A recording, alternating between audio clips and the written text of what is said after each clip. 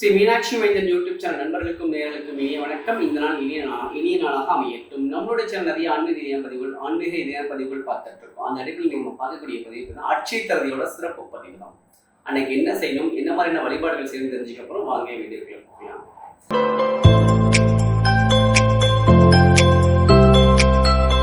அஞ்சுமுகம் தோன்றில் ஆறுமுகம் தோன்றும், வெஞ்சம் நெஞ்சில் வேல் தோன்றும், நெஞ்சில் ஒரு கால் நினைக்க இருகாலம் தோன்றும், முருகாசனம் கந்தாசனம் என்பது ஒருவன் திருச்சிற்றம்பலம் தில்லை என்பதும். ஒவ்வொரு வருஷமும் சித்திர மாசம் வளர்முறை திருதியில வரதான் அட்சய திருதி. அட்சயம் அப்படின்னாலே வளர்தல் அப்படின்னு பொருள். வளர்தல், வளர்ச்சி அப்படின்றதா பொருள்.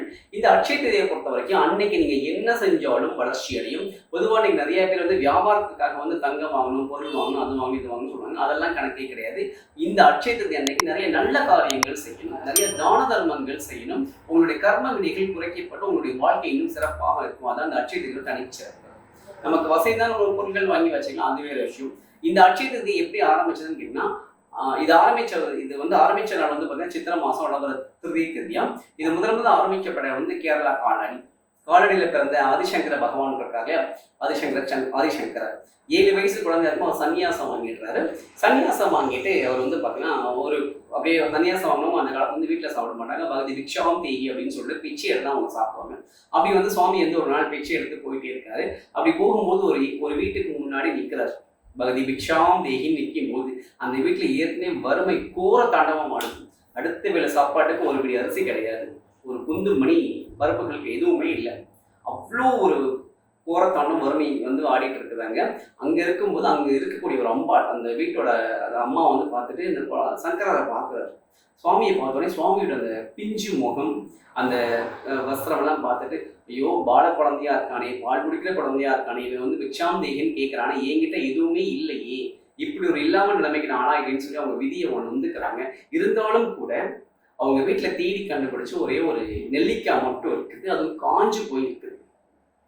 இப்போதைக்கு என்கிட்ட இதான் குழந்தை இருக்குது, இதை நீ வச்சுக்கோ அப்படின்னு சொல்லிட்டு சங்கரனுடைய திருவோட்டில் கொண்டு போய் அந்த நெல்லிக்காயை அந்த அம்மா போட்டுட்டு, குழந்தை இது மட்டும் தான் என்கிட்ட இருக்குது, இதை சாப்பிட்டு நீ உன் பசி ஆத்தி கூட குழந்தைன்னு சொல்லிட்டு அந்த அம்மா உள்ள போயிடுறாங்க. ஆதிசங்கர பகவான் அந்த திருவோட்டில் நெல்லிக்காயை பார்க்குறாரு. பார்த்த உடனே அவருக்கு அங்கே ஒரே ஒரு விஷயம் மட்டும் பொழுது, அவங்களுக்கு அடுத்த வேலை சாப்பாட்டுக்கு வழி கிடையாது. ஆனாலும் கூட அந்த அம்மா உள்ளன்போட இந்த நெல்லிக்காய் எனக்கு தானமாக போட்டிருக்காங்க. அப்போ அந்த அம்மாவுடைய தர்ம சிந்தனையும் இறை பக்தியும் எவ்வளவு உயர்வானது அப்படின்னு சொல்லிட்டு ஆதிசங்கர பகவான் யோசிக்கிறாரு. யோசிச்சுட்டு அவர் என்ன பண்றாருன்னா, மகாலட்சுமி தேவி நினைச்சு ஒரு ஸ்லோகம் பாடுறாரு. அதான் கனகதாரா சோஸ்திரம். இன்னைக்கும் அந்த கனகதாரா சோஸ்திரத்தை நம்பிக்கையோட படிச்சீங்கன்னா பொன்மலை ஒளியும். நம்பிக்கையோட படிச்சா கண்டிப்பா நடக்கும். அந்த சோஸ்திரத்தை படிச்சோடு மகாலட்சுமி தேவி காட்சி கொடுத்து அவங்க வீட்டுல பொன்மலை பொழியுது. அவங்க வீட்டுல கஷ்டம் எல்லாம் நீங்குது. இதெல்லாம் நடந்தது இந்த அட்சய திருதி அன்னைக்கு தான். இன்னைக்கும் கேரளா காலடியில அட்சய திருதி அன்னைக்கு சங்கர பகவானுடைய விக்கிரகத்தை, மகாலட்சுமி தாயோட விக்கிரகத்தை வச்சு தங்க மலர்களால் அர்ச்சனை பண்ணுவாங்க. இன்னைக்கும் அந்த பூஜை சிறப்பாக நடந்துட்டு இருக்கிறது. இதுதான் இந்த நிகழ்வு நிகழ்ந்து அட்சய திருதி அன்னைக்கு தான். இன்னைக்கும் கனகதாரா சோஸ்திரத்தை நம்பிக்கையோட பாராயணம் பண்ணீங்கன்னா உங்களுடைய கடன் சம்பந்தமான பிரச்சனை, பொருளாதாரம் சம்பந்தமான பிரச்சனைகள் நீங்கி நல்ல வளர்ச்சியான வாழ்க்கை கிடைக்கும். இதுதான் அட்சய திருதியோட தனிச்சிறப்பு. சரி, இந்த அட்சய திருதிக்கு என்னெல்லாம் வழிபாடு செய்யணும் அப்படின்னு கேட்டீங்கன்னா, அட்சய திருதி அன்னைக்கு உங்க வீட்டு பூஜை ரூம்ல நிரசம்பு தண்ணி, நவதானியங்கள், மஞ்சள், அரிசி, உப்பு, இதற்கப்புறமாக சில காசு பொருட்கள், தங்க பொருட்கள் இதெல்லாம் வச்சு இந்த செல்வங்கள் எனக்கு என்னைக்கும் என் வாழ்க்கை நிறைவா இருக்கணும்னு சொல்லி விளக்கேட்டு உங்க குலதெய்வத்தை வேண்டிட்டு, மகாலட்சுமி தாயாரை வேண்டிட்டு கனகதாரா சோஸ்திரம் படிக்கணும். படிச்சு முடிச்சதுக்கு அப்புறமாக பசும்பால் அல்லது பால் பாயசம் நெய்வேத்தியம் செய்து பூஜை நிவர்த்தி பண்ணணும். இந்த மாதிரி நீங்க பாராயணம் செஞ்சு அட்சய திருதி அன்னைக்கு இந்த வழிபாடு செஞ்சீங்கன்னா வாழ்நாள் முழுமைக்கும் எந்த விதமான பொருளாதார கஷ்டமும் இல்லாமல் இருக்கலாம். இதான் அந்த அட்சய திருதியோட தனிச்சிறப்பு. இன்னைக்கு என்ன தானம் கொடுக்கலாம் அப்படின்னு கேட்டீங்கன்னா, தயிர் சாதம் தானமாக கொடுக்கலாம். உங்களால எத்தனை பேருக்கு சமைச்சு தயிர் சாதம் கொடுக்க முடியும்? ஒரு 5 பேருக்கோ 10 பேருக்கோ உங்களால வீட்டுல சமைச்சு அதை பார்சல் பண்ணி உங்க கைப்பட ஏதாவது கோவில் வாசல்ல யாசகர்கள் இருப்பாங்களா, அவங்ககிட்ட போய் தானமாக கொடுத்தீங்கன்னா உங்களுடைய கர்ம வினைகள் குறைந்து உங்க வாழ்க்கை சிறப்பாக இருக்கும். அதான் அந்த அட்சய திருதியோட மிகச்சிறந்த சிறப்பு.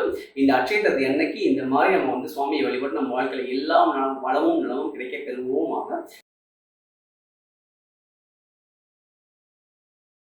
ஸ்ரீ மீனாட்சி மைந்தன் யூடியூப் சேனல் சப்ஸ்கிரைப் பண்ணிக்கோங்க, லைக் பண்ணுங்க, கமெண்ட் பண்ணுங்க, ஷேர் பண்ணுங்க.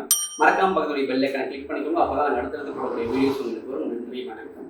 வான்முகில் வளாது பெய்க மலிவலும் சுரக்க மன்னன் கோன்முறை அரசு செய்க குறைவிலாதவர்கள் வாழ்க நான்மறை அரங்கள் உங்கள் நட்சகம் வேள்வி வாழ்க மேன்மைகள் செய்வினதி விலங்கு கௌரகம் எல்லாம் திருச்சிற்றம்பலம் தில்லையம்பலம்.